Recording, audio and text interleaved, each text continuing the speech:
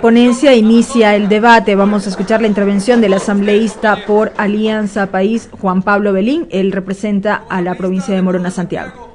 Estoy profundamente convencido que las leyes se construyen gracias a ese diálogo permanente en el territorio.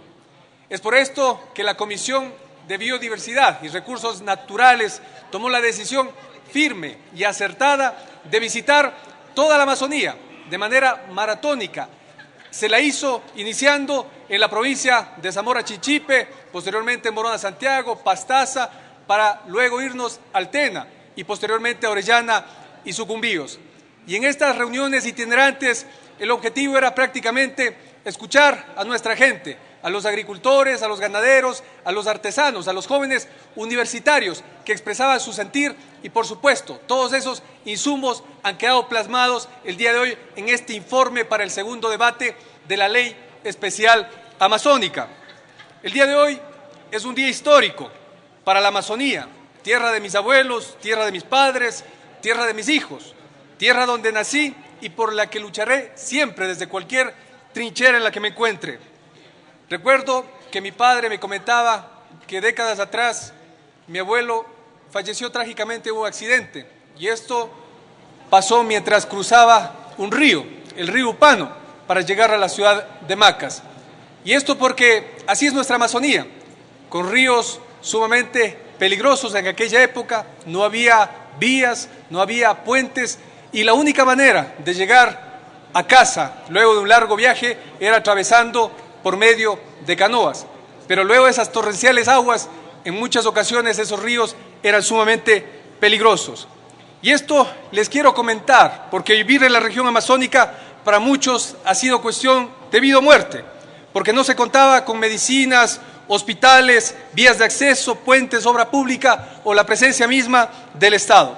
Por ello, mi tributo a todos los que están el día de hoy aquí presentes, a todos que con su trabajo diario contribuyen con un granito de arena para que la Amazonía sea lo que es el día de hoy. La Amazonía, queridos compañeros, como ustedes conocen, es una región extensa de mucha biodiversidad, casi el 50% del territorio ecuatoriano, en donde conviven un sinnúmero de culturas, de saberes, de lenguas, llegando a contar con 11 nacionalidades. Estamos con el pueblo macabeo, pueblo mestizo, y por supuesto todos ellos luchan por la vida, luchan por su territorio, luchan por su medio ambiente. Muchas de estas luchas han sido por los recursos naturales como los recursos hídricos, el oro, el cobre, el petróleo, entre otros. Lo que ha significado siempre una controversia permanente entre el desarrollo y ese deseo de cuidar la tierra, nuestra casa común, la casa de todos. Al hablar de la Amazonía también es necesario hacer algo de historia y recordar cómo era la década de los 60, con convulsiones, inestabilidad política, crisis económica, pero claro, después de la década de los 70 aparece el oro negro y por supuesto esto genera cierta estabilidad, la obra pública se comenzó a sentir, hubo construcción de escuelas, de colegios, de vías asfaltadas, la reforma agraria, entre otros temas, era precisamente parte del día a día en el territorio ecuatoriano, especialmente en la costa y en la sierra. Pero aquí la pregunta clave es, claro, ¿y qué pasaba con la Amazonía? En esta región ecuatoriana, por el contrario, no se sentía el beneficio que estaban generando estos recursos naturales, como era precisamente el oro negro que se extraía desde sus entrañas. El progreso no había llegado a la Amazonía pese a todo lo que se estaba produciendo en su territorio, y por el contrario se veía poco a poco cómo los sectores amazónicos quedaban relegados. Los pueblos originarios y las diferentes nacionalidades miraban cómo esas brechas de inequidad se acrecentaban y la pobreza más bien los obligaba a replegarse selva adentro para poder sobrevivir.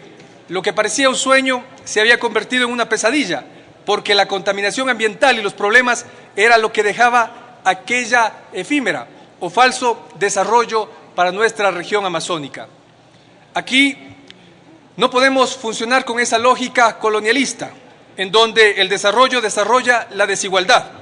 Con esta lógica los países opresores se hacen cada vez más ricos gracias precisamente o a costa de esos países oprimidos, en donde el crecimiento descansa precisamente en base a esa desigualdad. Esto lo digo porque de ninguna manera el desarrollo tiene que ir en contra de la felicidad humana y mucho menos en contra de la región que lo produce, la región amazónica. Es por esto que pese a esas décadas de olvido, no podemos dejar de reconocer que en los últimos años hubo una importante inversión en obra pública en nuestra región, pero también en mi provincia. Y recuerdo que en el 2008 se dio esta reforma a la Ley 010 que permitió que $1 ingrese a nuestra región amazónica específicamente para los GATS. Además de eso se hizo importante inversión en vialidad, en puentes, en construcción de hospitales, en el arreglo de pistas, en el subsidio que se da a los pasajes precisamente a aquellas personas que se movilizan en las zonas de frontera. Se realizaron igualmente obras emblemáticas, hablando de Morona Santiago, la vialidad que conecta con Riobamba, la vialidad que conecta la Guarumales Méndez con Azuay, en fin, la parte del Puyo hacia Macas, de Méndez hacia Puerto Morona, que permite esa conectividad con todo el país. Tenemos que reconocer aquello y ser gratos por esa importante inversión. Sin embargo, las décadas de postergación hacen que sea necesario repensar la Amazonía, puesto que existen todavía profundas contradicciones en nuestro territorio. No se puede pensar a la Amazonía solamente por sus recursos naturales y dejar de lado precisamente a lo más importante de su territorio, los seres humanos que habitan en esta vasta región. Las contradicciones que mencioné con anterioridad las vivimos a diario y no puede ser justo que las provincias más ricas precisamente tengan los índices más altos de pobreza a nivel nacional. Es contradictorio que las empresas petroleras y mineras en pleno siglo XXI paguen de manera diferenciada a los extranjeros de los nacionales. O caso contrario, que los impuestos no se queden precisamente de donde se extraen los recursos, sino que se queden en otros lugares. Es contradictorio que parroquias y cantones de estos territorios tan ricos reciban pequeñísimas cuantías de dinero para solucionar sus problemas sociales.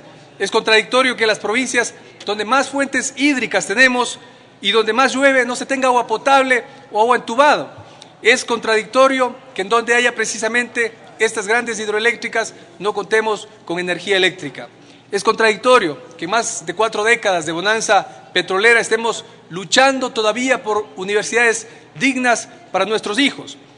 Es por todo esto que según el último censo del INE, en educación superior, las provincias de la Amazonía registraron un porcentaje de entre el 2.27 y 9% de población con título universitario, una cantidad sumamente reducida.